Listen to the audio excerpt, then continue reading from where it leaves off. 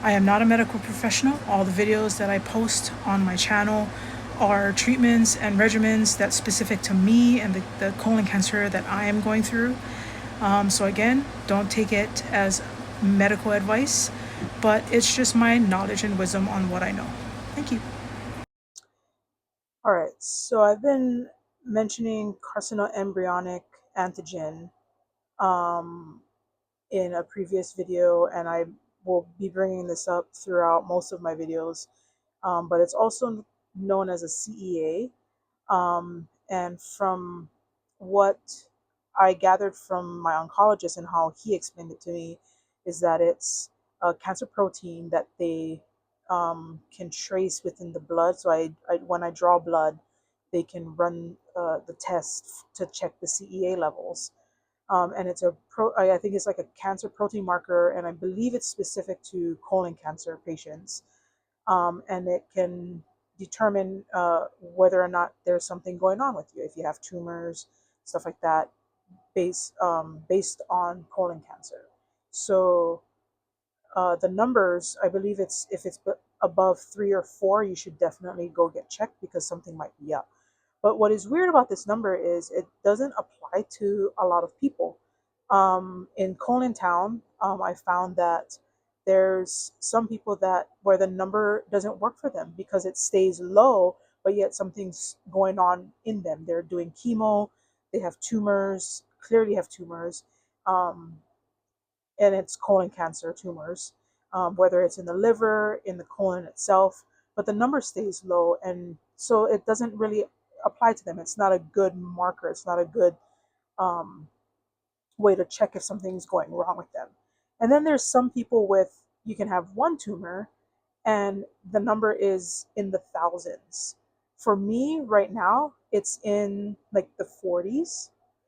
I need it to stay at 80 or under 80, and that's what we're praying for. But when I need it to stay under 80 in order to get a transplant. So that's one of the criteria that I have to meet, is to keep that CEA level down. Um, and right now it is down, but it has been slowly increasing every other week. And so my new oncologist, is going to add in another cancer medication or a chemo medication, starting the 8th, I believe, or 9th of February, which is my next treatment date, to help keep those numbers down, to um, keep the tumors shrinking or stable. But I'll be adding that later. So the CEA number is good to help patients, but for some patients it doesn't work at all. And it's really weird because I have 3 tumors, and okay, I'm not gonna say weird, but I have 3 tumors, and the number is between, right now it's at 42, whereas some people with, like I mentioned before, they have one tumor and it can be in the thousands. And we just I asked my oncologist, like, why is that so, because it's not really a good gauge. Like, for me, it's not a good gauge. I like to look at numbers as something to help me figure out what's going on, right or wrong. But it's not a good gauge for me. And he said they actually don't really know. Sometimes people just, I guess, develop the protein more than others, or that cancer protein more than others. But that's one test that we use to determine how serious something can be within the body. For some people it works, and for some people it doesn't. But that's just one of a couple tests, I believe, that's available for people with colon cancer. Another one is called ctDNA, which I haven't done yet because I obviously have cancer.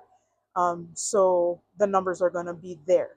But once I get like my tumor transplant, I'm sorry, my liver transplant or resection done, and am determined NED or no evidence of disease, and if I'm determined that, I can take the ctDNA test, and if it stays at a 0, that means everything's going good. Once it peaks up even by like a point or like a 0.5, then something clearly might be going on. And so people use that ctDNA test as well.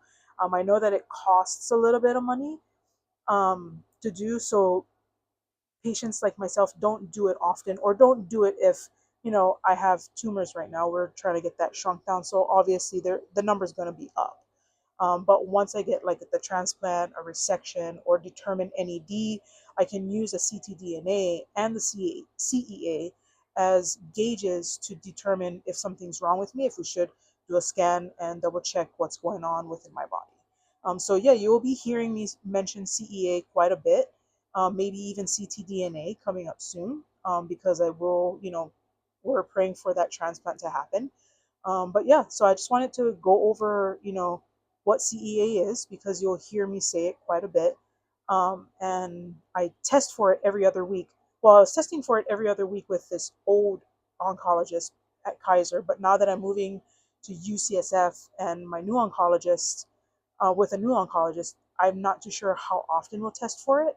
But I have been testing for it every other week, and it was like I mentioned, it was slowly rising. But we're praying and trusting in God that it'll just go back down once that other chemo medication is added on the 9th of February. So that's what CEA is.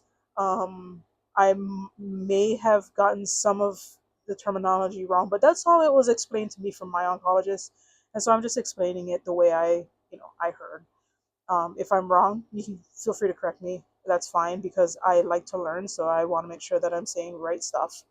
But that's how it was explained to me, and so I decided to explain it to you folks in the way that I know and in the way that it was explained to me. But otherwise, that's what CEA is, and ctDNA. So yeah, if you hear me say it, then now you know. Okay, that's what Kiana's talking about. But anyway, um, yeah, thank you all for listening. Yeah, obviously, if you stayed this long, you were interested in what I was talking about. Feel free to like, subscribe, thumbs up, follow, all that stuff. Share the video. Maybe some people might be able to get some information off of this. But otherwise, thank you folks so much. Have a good one. God bless, and see you folks later.